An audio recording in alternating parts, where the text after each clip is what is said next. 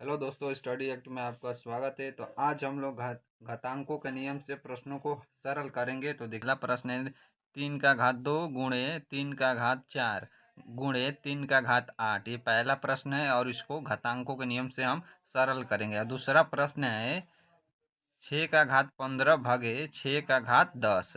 और तीसरा है 5 का घात 2 और 2 का घात 3 भागे 5 का घात 3।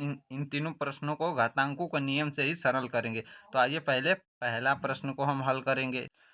देखिए, पहला प्रश्न हमने ले लिया है, अब इसको हल करेंगे। तो इसको हल करने के लिए एक फार्मूला होता है, वो फार्मूला पता होगा तभी आप हल कर पाएंगे। तो फार्मूला जान लीजिए पहले। तो फार्मूला होता है a⁴m गुणे a⁴n बराबर होता है 1 का घात m प्लस n, ऐसा होता है। तो यहाँ भी देखिए गुणा में है और घात भी है, यानी आधार समान है और घात भिन्न है। यहाँ भी यहाँ देखिए 3 है, यहाँ 3, यहाँ 3। जो जो नीचे रहता है उसको आधार बोलते हैं, जो ऊपर रहता है उसको घात बोलते हैं। तो जब आधार समान हो तब उसके घातांकों को जोड़ लेते हैं, जैसे यहाँ पर फार्मूले के अनुसार है। तो अब इसको आइए हल करते हैं। तो देखिए, तो लिखेंगे यहाँ पे 3। अब देखिए घातांकों को प्लस का चिन्ह लगा के उतार लेंगे। तो घातांक क्या है 2 और उसके बाद क्या है 4। तो 2 + 4, उसके बाद फिर प्लस, उसके बाद क्या है 8, ऐसे लिख देंगे। क्यों? क्योंकि इनका आधार समान है और जब आधार समान रहता है तो उनके घातांकों को जोड़ लेते हैं। तो ऐसे ही हमने यहाँ पे देखिए आधार को लिखा है और उनके घातांकों को जोड़ा है। अब इसको लिखेंगे।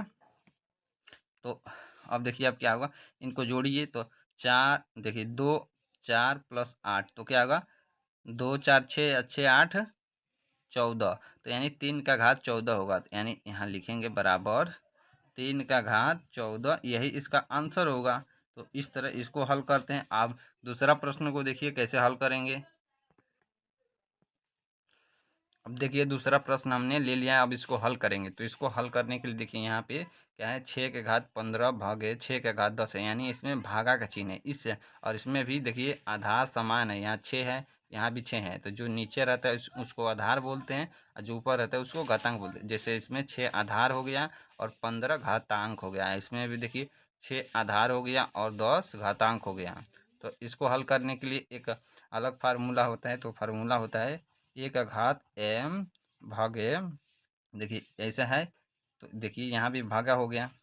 अब उसके बाद 1 का घात n बराबर होगा 1 का घात m - n।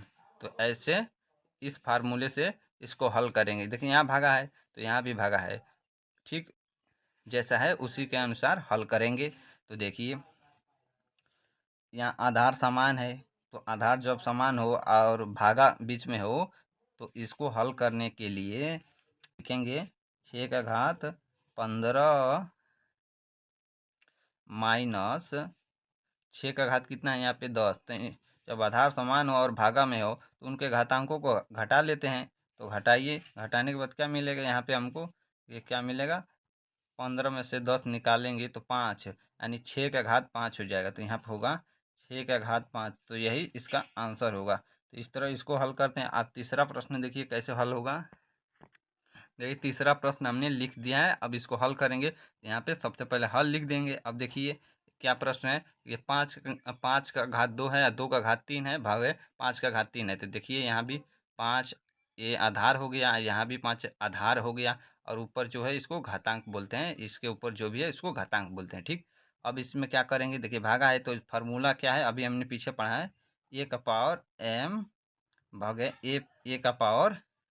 a⁴n बराबर होता है a⁴m - n होता है, ठीक। इस फार्मूला का इसमें प्रयोग होगा। और एक और फार्मूला है देंगे तो कैसे होगा, तो यहाँ पे होगा कि a⁴n और n⁴m जैसे यहाँ पर है ठीक उसी के रूप में है, बराबर क्या होगा, तो यहाँ पे हो जाएगा a⁴m × n, ऐसे हो जाता है। तो इन दोनों फार्मूलों की सहायता से इसको हल करेंगे। देखिए तो क्या क्या होगा। तो अब इसको हल करना है, तो यहाँ पे देखिए 5 का घात 2 है, 2 का घात 3 है। तो जब भी घात के ऊपर घात रहता है तो उनका आपस में गुणा हो जाता है। तो यहाँ पे हो जाएगा 3 दूना 6, तो यानी 5 का घात 6 हो जाएगा इसको हल करने पे। इसी फार्मूले के नियम के तहत इसको हल हो जाएगा। तो देखिए यहाँ पे हो जाएगा 5 का घात 6 होगा।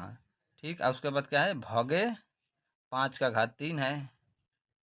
अब यहाँ पे इस रूप में आ गया इस फार्मूले के। तो इस फार्मूले से अब इसको हल करेंगे तो क्या होगा, तो होगा देखिए यहाँ पे 5 क्या है, आधार है, यहाँ भी 5 आधार है। तो जब आधार समान है और भागा में है तो इसके घातांकों को हटा लेते हैं।